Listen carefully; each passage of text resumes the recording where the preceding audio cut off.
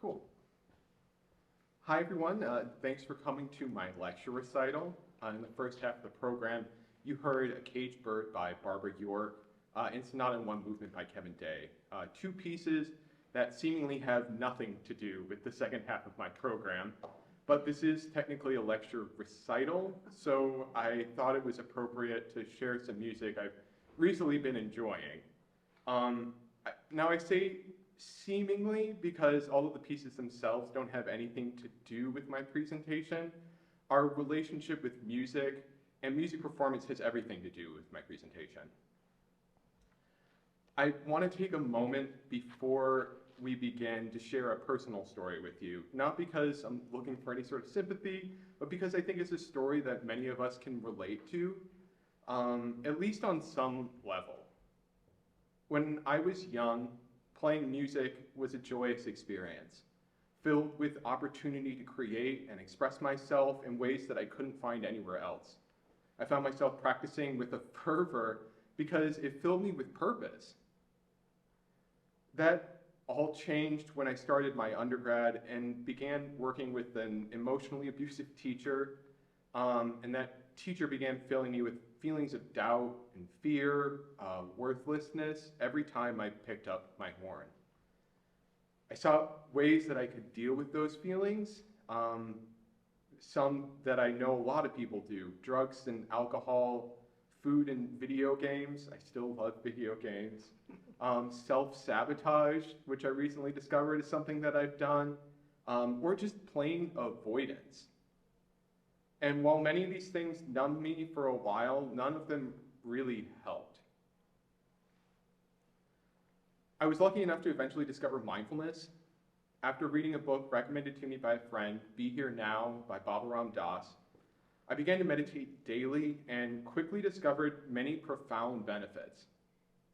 This not only helped with my feelings of anxiety and self-worth, but also I began to notice an improvement in my interpersonal relationships and my trombone performance. So when I started my doctoral program and was given the opportunity to present on essentially whatever I wanted to, I knew right away what I was going to do.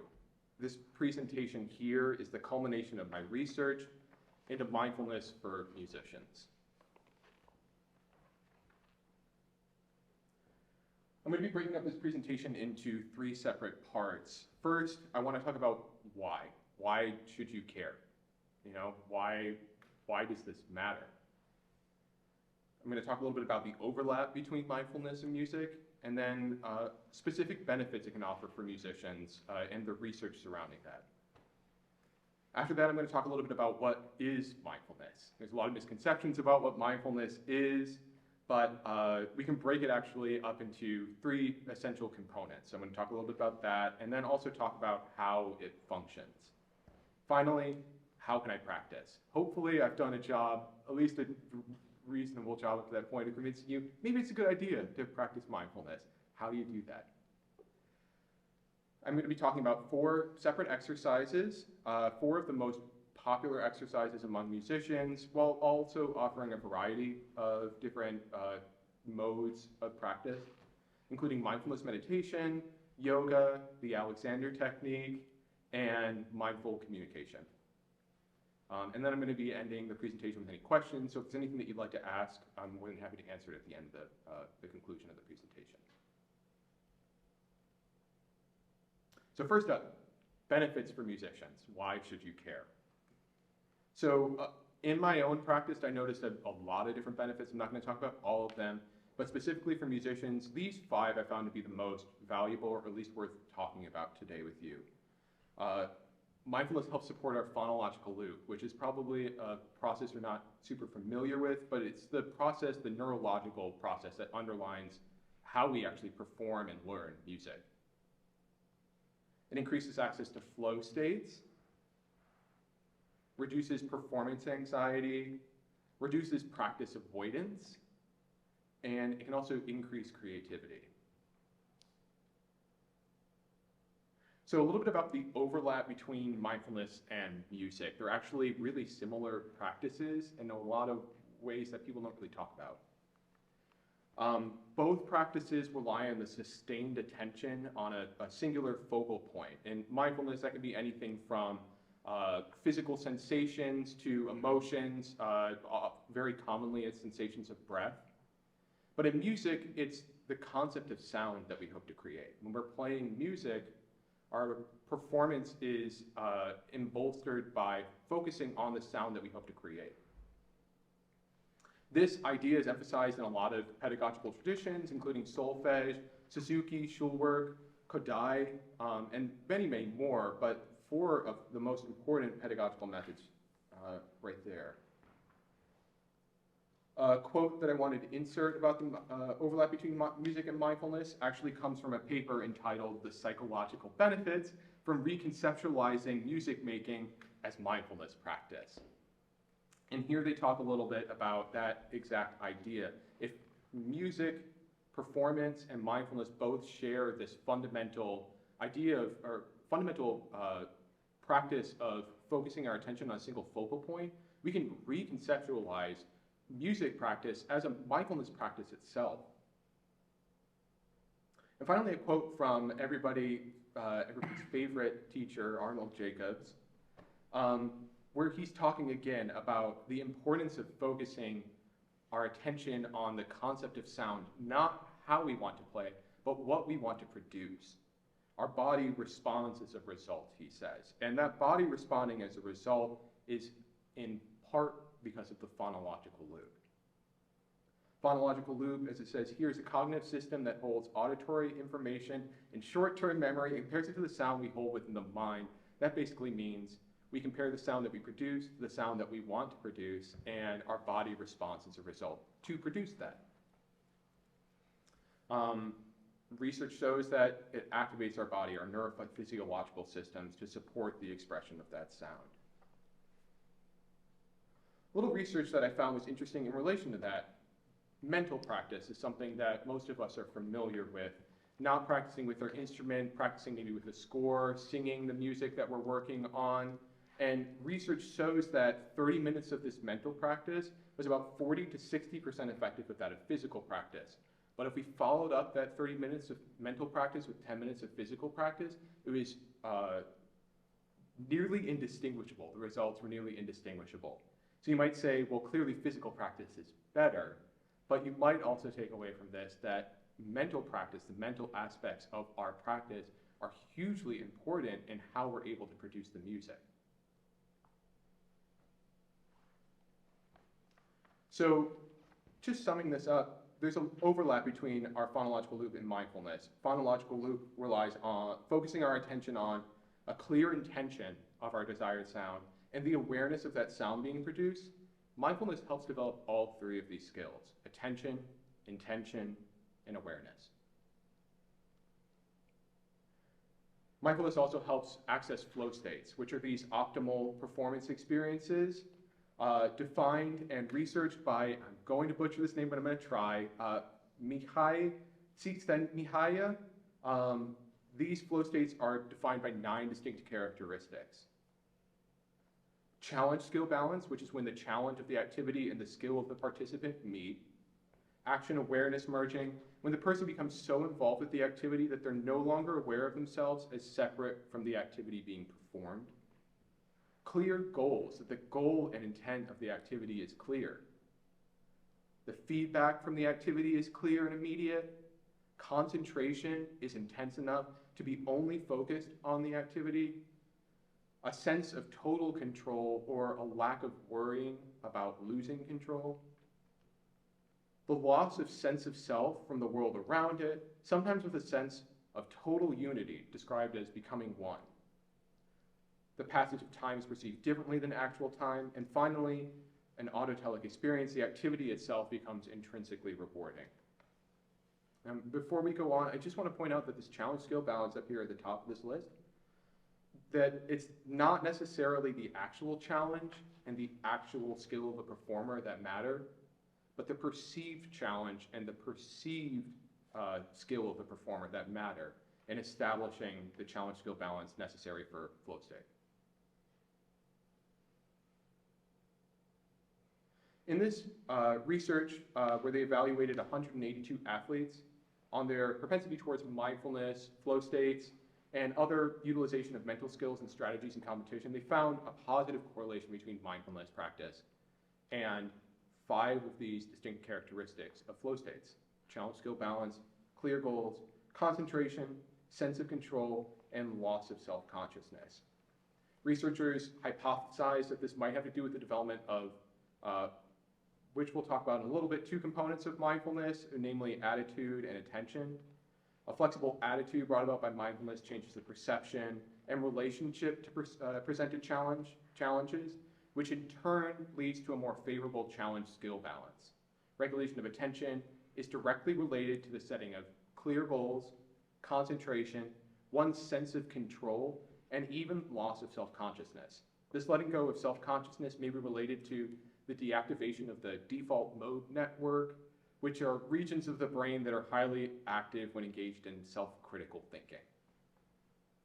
Mindfulness practice has also been shown to deactivate this default mode network, which may be part of the mechanism behind why it increases the potential for flow states.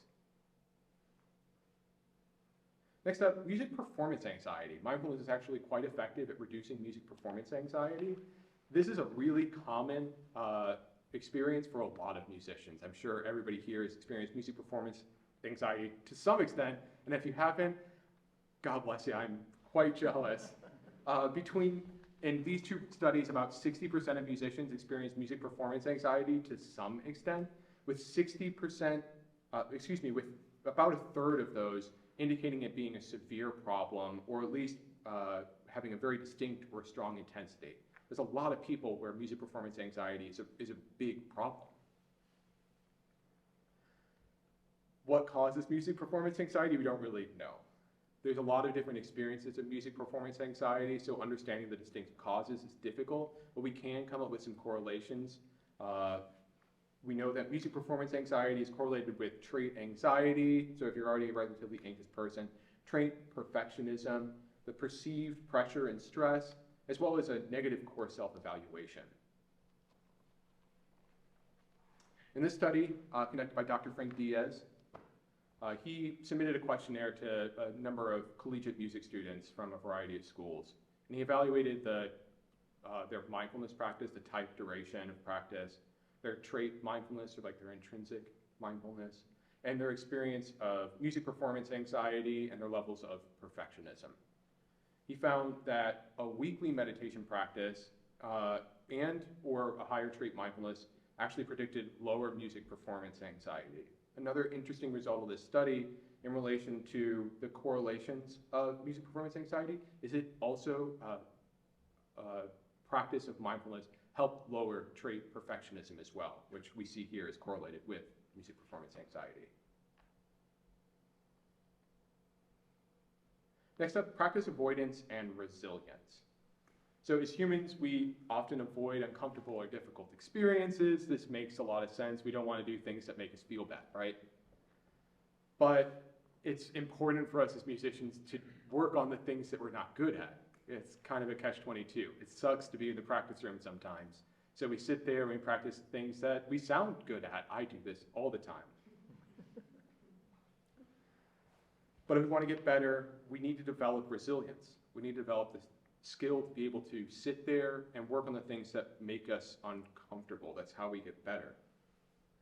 Mindfulness has been shown to help develop this resilience. There's, in these two studies you see listed here, they found that there was a significant positive correlation between mindfulness experience, resilience, and overall psychological well-being, which, like, who doesn't want to be psychologically well? They also found that MBSR, which is mind-body stress reduction, is a specific practice of mindfulness, increased resilience and distress tolerance, which is an ability to withstand and tolerate aversive psychological states. So mindfulness can be a very valuable tool to get us in the practice room and work on the things that we need to work on. Finally, creativity. Would we be musicians if we weren't creative people, if we didn't want to create things, if we didn't want to do new things, if we didn't want to express ourselves? Mindfulness helps with this process. In a 2015 meta-analysis and a 2020 literature review, they found that mindfulness supports the development of creativity. They found that not all mindfulness practices develop creativity, but some do. And if we can channel the ones that do, it can be very helpful for us. These open monitoring meditations or mindfulness practices, where we're observing and attending to any thoughts and feelings that arise, were far more valuable than focused attention mindfulness practices, where we're training our attention and awareness on a specific stimulus. And this makes a lot of sense because creativity is associated with deliberate mind wandering. Everybody's had really creative moments where they're sitting in a classroom daydreaming, right? You think about the greatest ideas and then you forget them just as quick as you thought of them. That mind wandering is essential to creativity. They also found that specific aspects of a mindfulness practice seem to be more beneficial to creativity than others. So working on awareness and the ability to describe one's experience helps enhance creativity, but non-reactivity to inner emotions and negatively impacts creativity. So we can, with intention, use mindfulness practice to help develop our creativity. Okay, so hopefully you have some idea about why this matters, why you might want to care. But what is mindfulness? There's a lot of misconceptions about what mindfulness is, but really anything can be mindfulness as long as it embodies three core components, which I'm going to talk about in a second. So in this quote by Jon Kabat-Zinn, who's one of the most famous mindfulness instructors, he talks about meditation, mindfulness, is any way in which we engage in systematically regulating our attention and energy, thereby influencing and possibly transforming the quality of our experience in the service of realizing the full range of our humanity and our relationship to others and the world. And so researchers want to study mindfulness, and they need to break down these broad definitions into core components.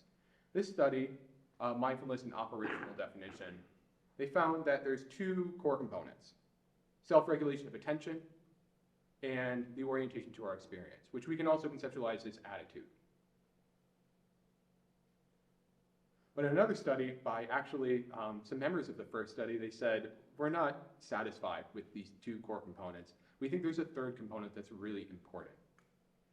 When we extracted mindfulness from its Eastern religious cultural roots, we left out a really important component: intention. Intention greatly influences the outcome of our practice, of any practice. So we arrive at this three core component model: intention, attitude, and attention. All three working together, all three helping develop mindfulness, mindfulness is helping develop all three of these skills as well. So a little bit about each of these components. The self-regulation of attention, we find, is composed of actually three individual skills: the ability to sustain our attention on the awareness of our current experience, so being able to put our attention where we want to put our attention. Switching, which is being able to move our attention, attentional flexibility. I'm moving my attention from this side of the room to this side of the room intentionally. And then non-elaborative awareness or cognitive inhibition, which is not spiraling, basically. That I'm able to listen to a piece of music and just be aware of the piece of music, not start thinking about, oh, I really like this composer, he reminds me of this composer, and like I kind of like, you know, this section makes me feel this way, and like you start thinking about thing after thing after thing after thing. You're elaborating on the experience, and you're no longer focused on the experience itself. So the self-regulation of attention also means cognitive inhibition or non-elaborative awareness. The second component is orientation to experience. So again, we can think about this as attitude. Often the thoughts of our experiences, rather than the experiences themselves, produce much of our stress and anxiety. Our relationship to the experience is important. There's different ways of conceptualizing attitudes cultivated in mindfulness practice, so I want to go through a few different ways. In this first research study, Mindfulness and Operational Definition, they again find two core attitudes: curiosity and acceptance. All other attitudes, they say, are essentially derived from curiosity and acceptance. But again, this other study finds issue with this. They say that mindfulness, although we conceptualize it as a solely mind-based activity in Western culture, and the Eastern roots, the heart aspects of it, the emotional aspects, are also really important. And this is embodied, or at least demonstrated, in this Japanese kanji that you see up here, or character, in which there are two interacting components, heart and mind, the cap on top and the figure beneath it. So they say that patience, compassion, and non-striving are all fundamental aspects of mindfulness practice as well. And finally, the broadest list, just so we can get an idea about the variety of different ways we can describe these attitudes, where they also talk about curiosity and acceptance, but there's kindness, non-judging, gratitude and generosity, non-striving, humor, patience, letting go or letting be, trust, and a beginner's mind, which are all very common attitudes that you hear discussed in any mindfulness circle. And finally, intention. Intention is a multi-layered concept. So we have our immediate intention, which is, in a mindfulness practice, continuously refreshing our attention to return our attention to the present experience. So it's the intention, our intention in the very moment that we're having. But there's also our broader perspective intention, which is kind of our goal for our practice. And in research, they find that meditators' intentions shifted from self-regulation to self-exploration and finally to self-liberation. They also found that the outcomes of their practice correlated with the intentions that they set for themselves. So this might also be really important to think about in a musical capacity. If I'm coming up on stage and I'm thinking about, my intention is not to miss any notes. Well, I might not miss any notes, but if I set the intention to make beautiful music and share something that I care about with the people in front of me, it might possibly be a more impactful experience. And intention is a really core aspect of mindfulness. So how do all these components interrelate? We understand them individually, but how do they work together? These components interrelate to foster a metacognitive state, which is an awareness of our internal experience. Often we go through life with no awareness of our internal experience. We're just turned outward. We're very reactive. We're not very mindful, we often hear people say. That metacognitive state is developed through mindfulness. With this metacognitive state, we develop insights into our internal experience. We develop a greater capacity to see relationships between the thoughts, feelings, and actions, and to discern the meanings and causes of experience and behavior. This metacognitive awareness supports this process called reperceiving. I've also heard it called disidentification, but I do like the term reperceiving a little bit better, in which it's a rotation in our consciousness, in which an object who was previously thought of subject becomes object. It's in developmental psychology, a key factor in how we mature. And example that they give in developmental psychology that kind of helps illustrate this. As a child, we might give a gift to our parents, to our mother perhaps, of something that we find important. So as a wee tot, you might give your favorite stuffed animal to your mother, because I love this, everybody else loves this thing too, right?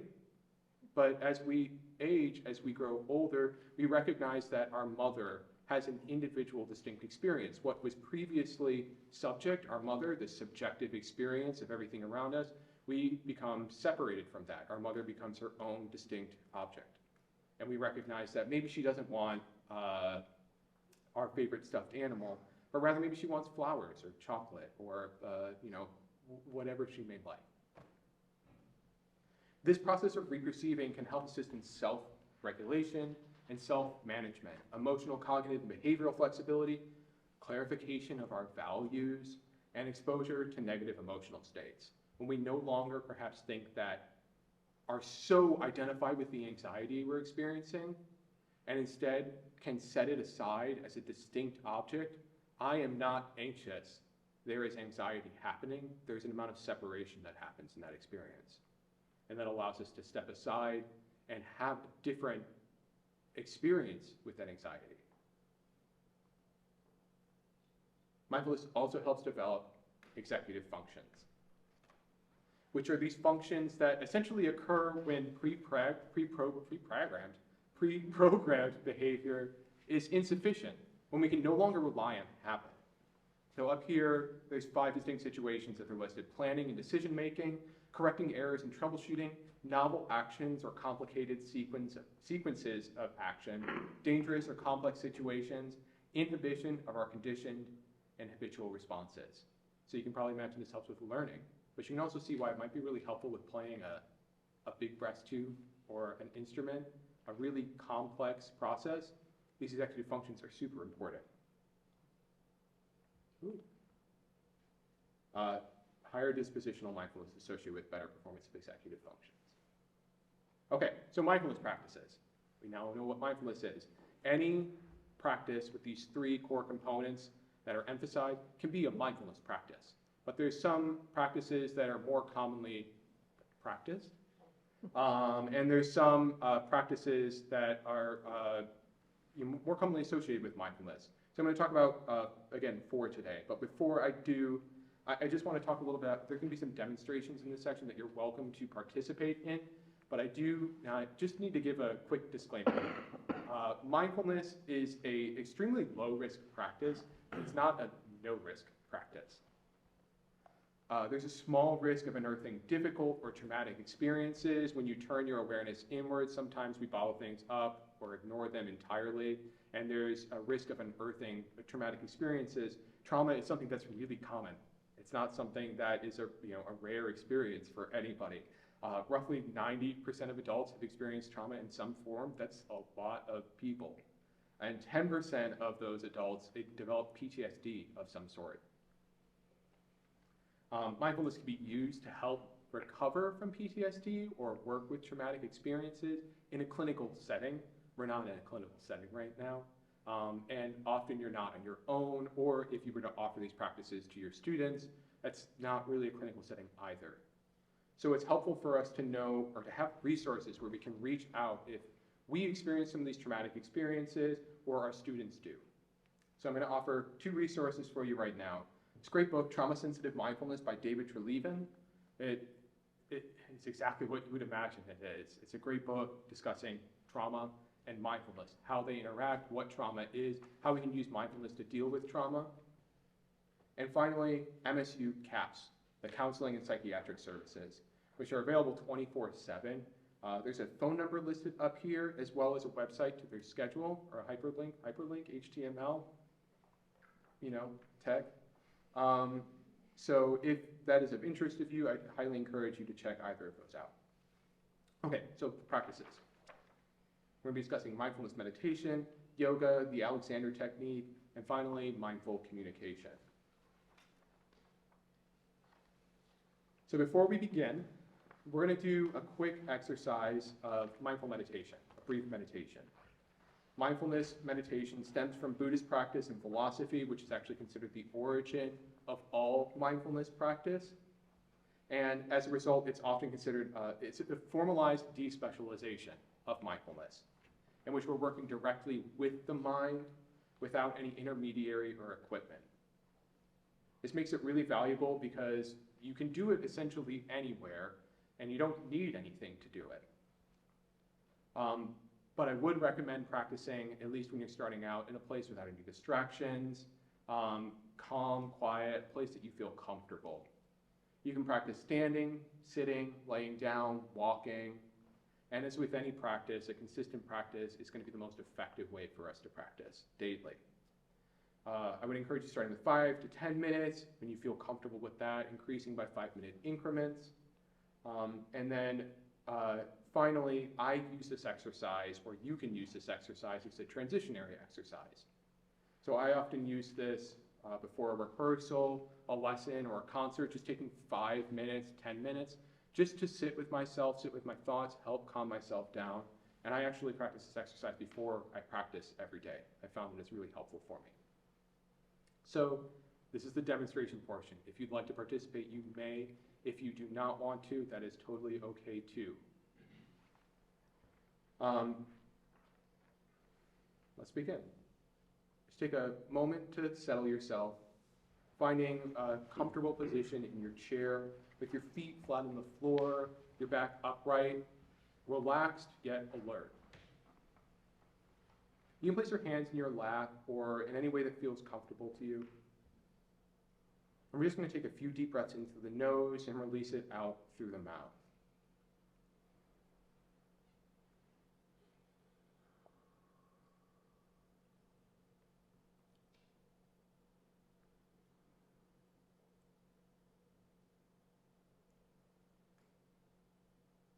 And on your next exhale, allowing your eyes to close or softening your gaze, whatever you feel more comfortable with.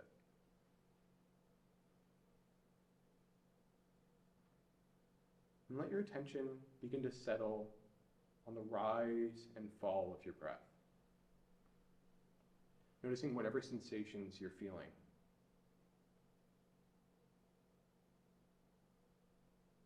You might notice that you more easily experience these sensations in one area than you do in another. Perhaps you notice most easily in your belly, or your chest, back of your throat, or the tip of your nose. Just taking a moment to find that area for you, and letting your attention settle there. Noticing the sensations of the breath in and out.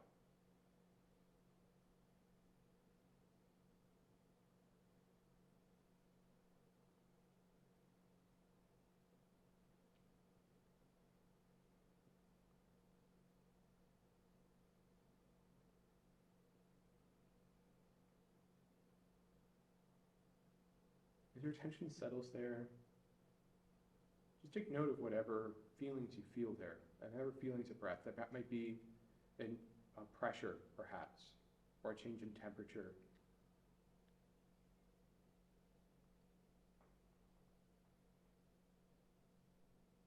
And just allowing your attention to settle there. You may notice that your mind begins to wander. This is a totally normal experience. Our mind is built to wander. You might notice it shifts to thoughts about the future, the past, questioning whether you're doing the exercise right. And if you notice that your mind wanders in any way, with patience and acceptance, just bring your attention back to the sensations of your breathing.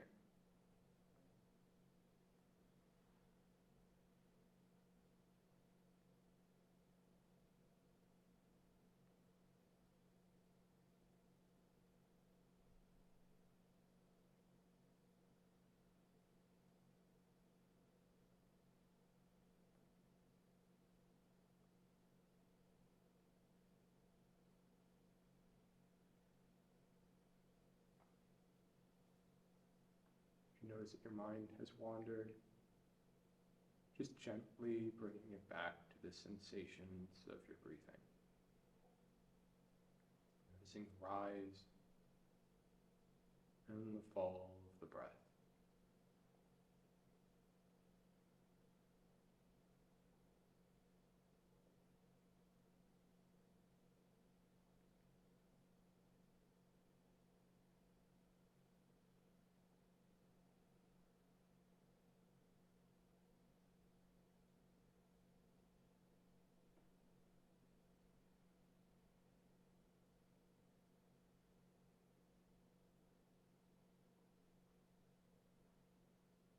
Notice that your mind has wandered, just gently bringing it back to the sensations of the breathing.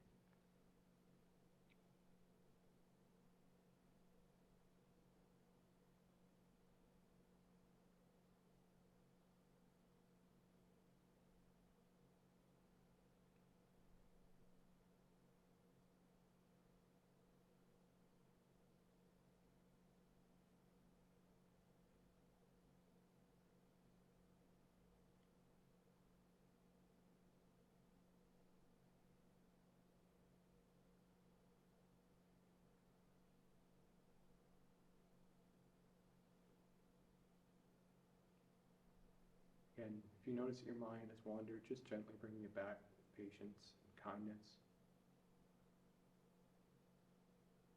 We're not trying to change the breathing in any way, we're just trying to notice it as it is.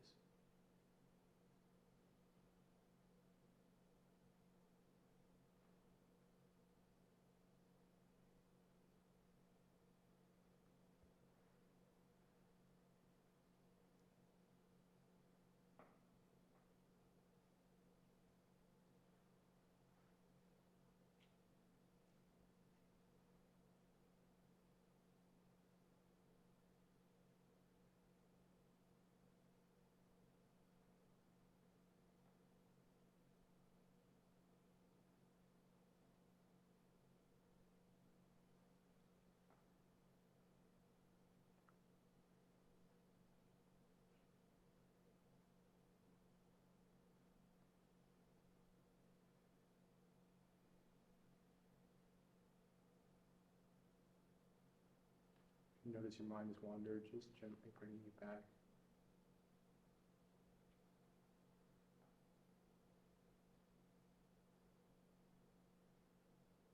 Sensations of the breath in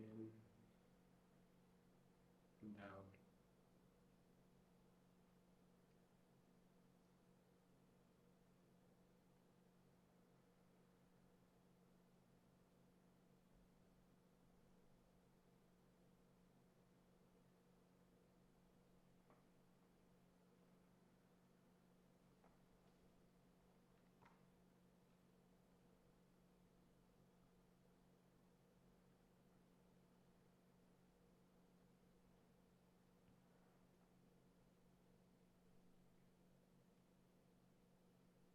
Now beginning to shift your attention into the rest of your body, noticing the contact you're making with the chair and the floor, perhaps the feeling of your hands in your lap.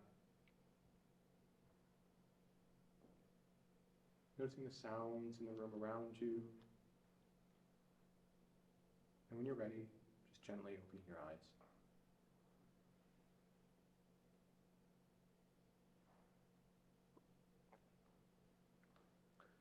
So just take a moment to notice perhaps how you feel differently now than before we practiced. See if you can bring these sensations into the rest of your day. For me, I notice I'm a little bit more focused, a little bit less caught up in my mind, a little bit calmer.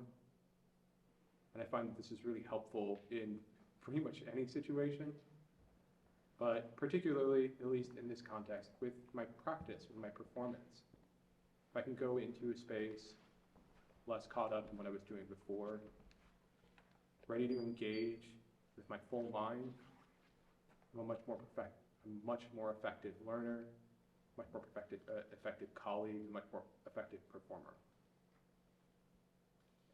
As I said, this practice comes from Buddhist practice. And I just want to talk a little bit about Buddhism first, because it is where all mindfulness stems from, or at least the explicit practice of mindfulness. Four Noble Truths are the fundamental teachings of the Buddha. The first noble truth being that suffering exists. Second noble truth being that we suffer because we crave things that are inherently fleeting or impermanent. Third noble truth, by developing insight into our ignorance, suffering can be ended. And finally, the fourth noble truth is the Eightfold Path, or the practice that we use to overcome this ignorance, this attachment. The Eightfold Path can be broken up into three separate areas: prana, or wisdom; shila, or morality and ethics; and samadhi, which is meditative absorption. Wisdom, prana, includes right understanding and right intention. Shila includes right speech, right action, and right livelihood.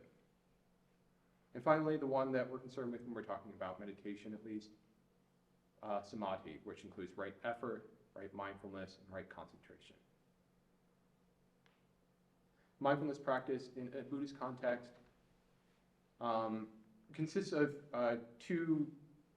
they describe it as two wings of a bird. Both of these practices are important to the success of a mindfulness practice. You can't really have one without the other. If you have a bird with one wing, it's not going to work too great or plain. You have samatha practice and vipassana practice. And when I start describing these, it might make sense earlier when I'm talking about focused practice and open practice. These kind of mirror those ideas. Samatha practice, or also known as calm abiding, is we're practicing to calm and sharpen our mind.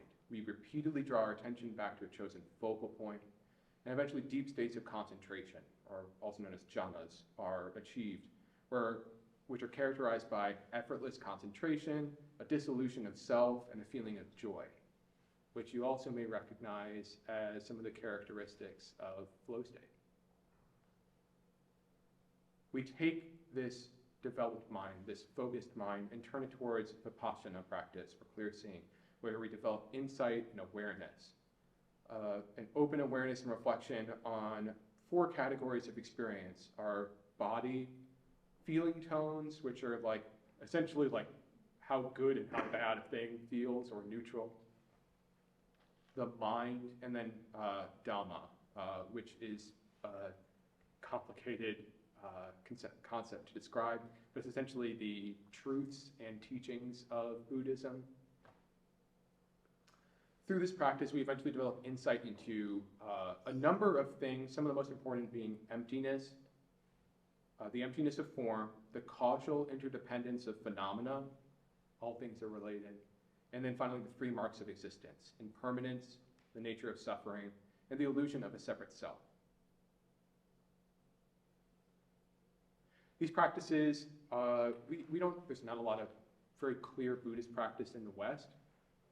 This spawned from the East, but there are a lot of practices that have come from this. Many of these practices were brought to the West by just a few people: Jack Kornfield, Joseph Goldstein, and Sharon Salzberg being some of the most famous and well-known. These practices came to the West around the 60s and 70s, when the younger generation was growing increasingly disenchanted with the state of Western society. So searching for alternate belief systems and ways of living, some traveled east where they discovered mindfulness practices. Among those were, as I mentioned, Jack Kornfield, Joseph Goldstein, and Sharon Salzberg, who eventually began teaching these mindfulness practices in Colorado, forming two of the most influential retreat centers in the United States: the Insight Meditation Society in Massachusetts and Spirit Rock Meditation Center in California. Both centers focus on teaching insight meditation, which is otherwise known as Vipassana meditation, not to be confused with Vipassana practice, which we saw on the previous tab, insight meditation, a form of meditation derived from the Theravadan Buddhist tradition, emphasizing the cultivation of transformative insight. Of interest, among the students taught here was John Kabat-Zinn, a doctor of molecular biology. Finding great personal benefit from these practices, he began implementing and researching them at the University of Massachusetts Hospital, and through his work with his patients, he ended up developing MBSR, mind-body stress reduction, a meditation therapy designed for stress management, which is widely used in hospitals and therapist offices throughout the world. It's due to his work adopting these mindfulness practices for a clinical setting. A lot of the original research on mindfulness we have today is thanks to John Kabat-Zinn. If you gathered the forms, on the forms that I handed out or left outside, which include resources for further practice, if you're interested, I did list both Insight Meditation Society and Spirit Rock Meditation Center. They have great resources online, and even if you don't want to travel to California or Boston, Massachusetts, outside Boston, they do have online classes as well, if that's of interest to you. Next up, we're going to talk a little bit about yoga, which is actually one of the oldest spiritual practices, actually predating historical records. It was systematized and collected into the Yoga Sutra in the second century. Where the philosophical foundations of yoga were outlined. There's a lot of inspiration drawn from Buddhism in this foundational text, which we'll see in just a second. But it emphasizes self-understanding and transcendence through mastery of mind. So here is a little bit of the Yoga Sutra itself and kind of the ideas that it is working with. Yoga is defined as the restraint of the modification of the mind stuff is yoga, which doesn't really mean a whole lot, but we're trying to harness the power of our mind. Harnessing full power of the mind leads to samadhi, or liberation of the self. They also emphasize, or this book also emphasizes, avoidable suffering is created through the false identification of our true enduring self with an inherently ephemeral material world. Misidentification is caused by fundamental ignorance of the nature of existence, and is overcome by uninterrupted discriminative discernment, which sounds very familiar when we reference the Four Noble Truths in Buddhism before this. Also interesting, something that I want to point out, we were talking about reperceiving earlier, this reperception of, or rotation of subject to object, false identification of our true enduring self with an inherently ephemeral material world. Yoga is about reperceiving as well. Yoga is practiced through the 8 limbs of yoga, which are outlined here. We're most familiar with asana, posture. That's what everybody thinks when they think of yoga. And that is an important part of yoga. It's really not that important part of classical yoga, but in a lot of yoga practices, it is very important. We also have discipline, restraint, posture, breath control, pranayama, sense withdrawal, concentration, meditation, and finally samadhi, or the emergence with the object of our meditation. These are organized as in a progression from the external to the internal world and the gross to the subtle experiences. Although you don't necessarily practice from the top down, you kind of practice all at the same time. It is useful for us to think about discipline and restraint being more gross experiences, and this final emergence with object of meditation being a very refined experience. These last 3, dharana, dhyana, and samadhi, or concentration, meditation, and immersion with object of meditation, are all essentially increasing experiences of, or increasing depths of meditation practice. So an exercise that I like to take from yoga practice is just balancing. It's really simple. In yoga practice, balancing exercises can be used to develop focus, concentration, and a mind-body connection.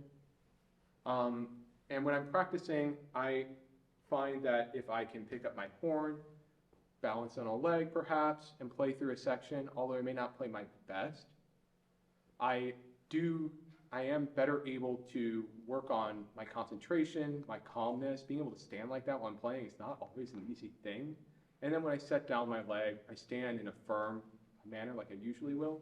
It's easier for me to, I'm able to practice that concentration. It's also really helpful when you're stuck in a rut, when you think you can't do anything different. Sometimes you just need to change things up. Throw out your preconceived notions right out the door. I don't know if anybody's familiar with this book. I imagine many of you are. A Soprano on Her Head by Eloise Ristad. The title of the book comes from this story of a soprano who's trying to find her best voice. And she can't achieve resonance. So she's practicing all sorts of different things. And finally, Eloise recommends, why don't you just try standing on your head? Sounds like a ridiculous idea, right? I can't imagine anybody suggesting that to me in a lesson. But she tries it. And by literally turning the world on her head, she's able to find that resonance in her sound. She just does something different. She does something outside of what she expects. These balancing exercises can be useful in that capacity too, where you are able to see things in a fresh perspective. It doesn't have to be necessarily a balancing exercise. I find that's really helpful for me, but just doing something outside of our comfort zone can be really helpful. Next practice I want to talk about is the Alexander technique. This practice was developed in the earliest 20th century by this gentleman right here, that sly little grin, Frederick Matthias Alexander. He developed problems with his voice as an actor and sought ways to fix those. So he developed this exercise where we're focused on developing a more efficient use of our body, which thereby improves its functioning. This concept is really important in Alexander technique. We're going to talk about some of the principles, not all of them, but 4 really important ones. That use affects functioning. As we said in the previous slide, if we change how we use our body, we can change how it functions. That makes a lot of sense. It's not a revolutionary idea, but it is a really important idea. The Alexander technique says that as we've grown older, we've developed poor habits, misuse of our body. And the root of this misuse of our body exists in the relationship between our head, our neck, and our back, also known as our primary control. If we can change the relationship, change how we use this relationship, we can change ultimately how our body functions. And we do this through a habit reconditioning, a 3-step process: recognition, inhibition, and direction. We recognize the impulse to engage in the habit of misuse. We inhibit that habit, consciously inhibit that habit. And then we direct, which is a little bit complicated of a concept, but we can think of it about moving from a goal-oriented movement to a process-oriented movement. I'm no longer concerned explicitly with just getting where I want to go. I'm also concerned about how I get there with the whole process. I'm ultimately becoming more present in my movement. Another core component, mind-body relationship. The mind and body are continually interacting, one influencing the other. Practice of the Alexander technique is often practiced in one-on-one lessons. With hands-on practice, the teacher leads students through a variety of basic movements, assisting those students in correct use. The remainder of a lesson is often done on a table, kind of like a massage table, where a student lies down and the teacher assists in lengthening, widening, and aligning the body, helping those students develop a new somatic experience that they can take into the rest of their day and the rest of their lives. So I'm not trained in the Alexander technique. It's a multi-year process of one-on-one lessons. So I'm not going to sit here and teach you Alexander technique. That would be outside the scope of my capability. But we can do a body scan meditation, which assists in helping us recognize how our body is, which can be useful when we're practicing or playing, so we can notice any discomfort or strange habits that we might not have noticed before. Thereby, we can correct them in the future. So again, if you'd like to participate, you're welcome to. If you don't want to, you don't have to. But we're just going to do a brief demonstration. This practice can be done lying on the floor. It can also be done seated or standing. But in our chairs, just finding a comfortable position, feet flat on the floor, hands in the lap, relaxed yet alert. Taking a few deep breaths in through the nose and out through the mouth. And when you're ready on an exhale, just allowing your eyes to close.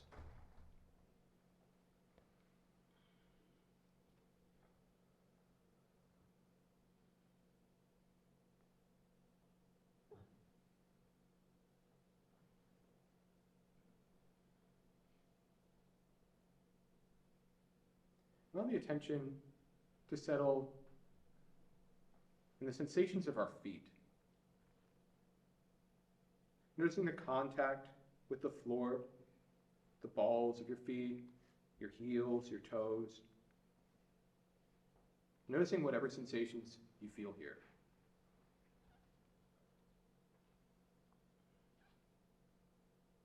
As with our previous practice, you notice that your mind begins to wander, just gently shift it back to the sensations in your feet. We're not trying to change anything about our feet. We're just noticing whatever sensations we feel here. We're going to notice the tops of your feet. the ankles. Finally, letting our attention wander up into our lower legs. Noticing whatever sensations we feel here.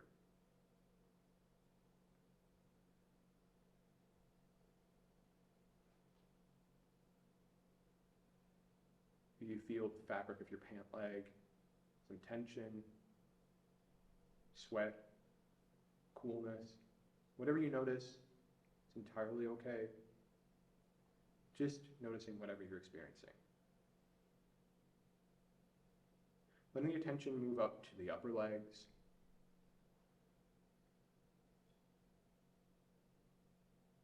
And our hips and sit bones. Noticing whatever sensations we feel here. If you notice that your mind has wandered, just gently bring the attention back to those sensations.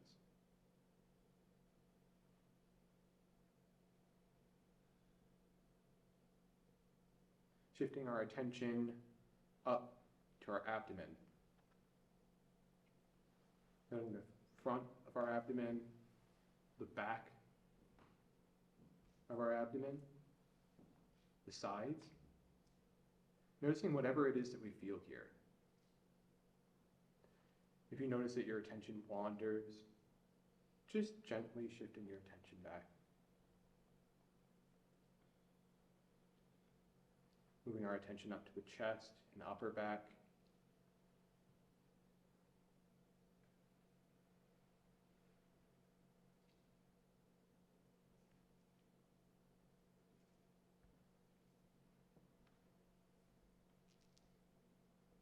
If you notice that your attention wanders, just gently bringing it back to the sensations in our upper body. Begin to notice the sensations in our arms and hands, our upper arms, our elbows, lower arms, our hands, our fingers.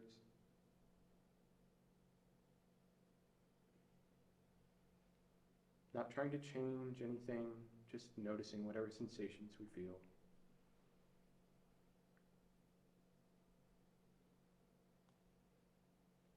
And finally, noticing the sensations in our neck and our head.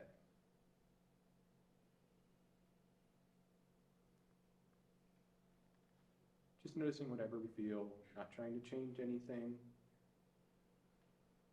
Noticing our jaw, our ears, our nose, the area around our eyes and our forehead. Perhaps the top of our head or the back of our head.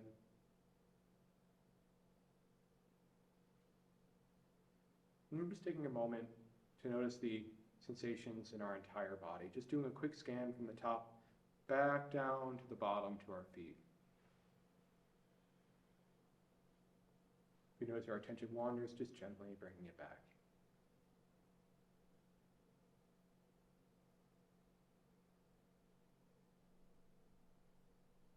And when you're ready, noticing the sounds in the room around you, and just gently opening your eyes.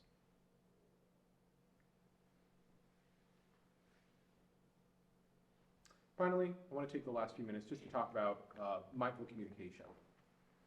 Mindful communication is actually a synthesis of 3 distinct practices: mindfulness meditation, nonviolent communication, and somatic experiencing, in which we aim to radically transform the way we relate to ourselves and those around us. As you can imagine, a lot about how we communicate.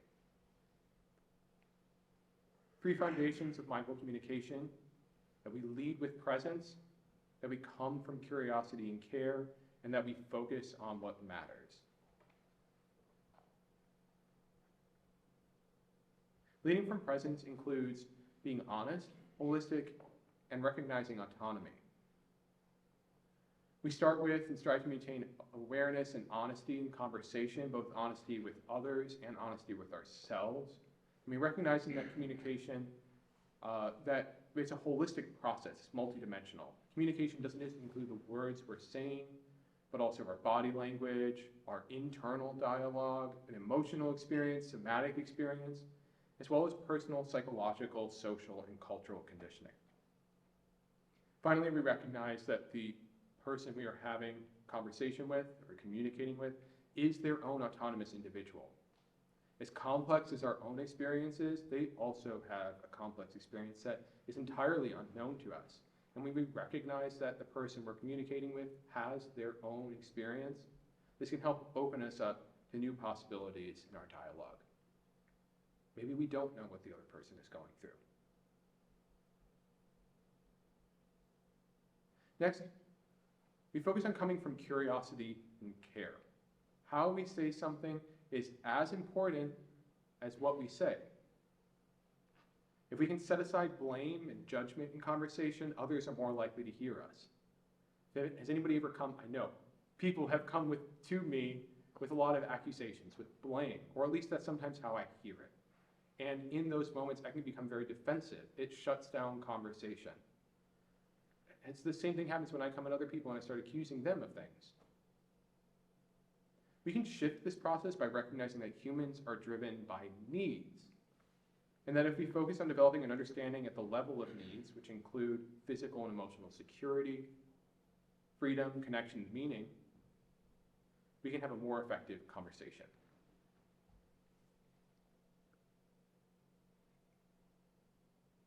This brings us to focusing on what matters. Our attention shapes our experience. When we're focused on each other's needs, instead of the strategies that we use to fulfill those needs, it becomes easier to find solutions that work for everyone. So I want to take a quick example from music practice. If I'm in a quintet, it's a really intimate environment. I'm working with 4 other people. Perhaps I have a moment where I am insisting that we play the piece that I want to play. We rehearse the piece that I want to play right now. This might be a strategy for fulfilling a need that I have, a need that is unfulfilled. Maybe perhaps a need of autonomy, perhaps a need of equality, or perhaps a need to be seen and heard. And if I'm so focused on the strategy to fulfill this need, we need to play the piece that I want to play. That's a place of conflict. But if we can recognize the need underlying that strategy, that I'm feeling like I need some autonomy, or like I'm not feeling a place of equality in this group, or that I just want to be seen and heard. If I can recognize that place, we can have a much more effective conversation. We become more able to empathize, set aside blame, communicate, and ultimately find a solution. We can train all of this by using these strategies right here, expanding our vocabulary of needs, training our attention to see through the lens of needs, building close relationships where we feel comfortable exploring needs, attuning to a contextually appropriate level of vulnerability, learning to be at peace with unmet needs, and shifting our attention from personal to universal aspect of needs.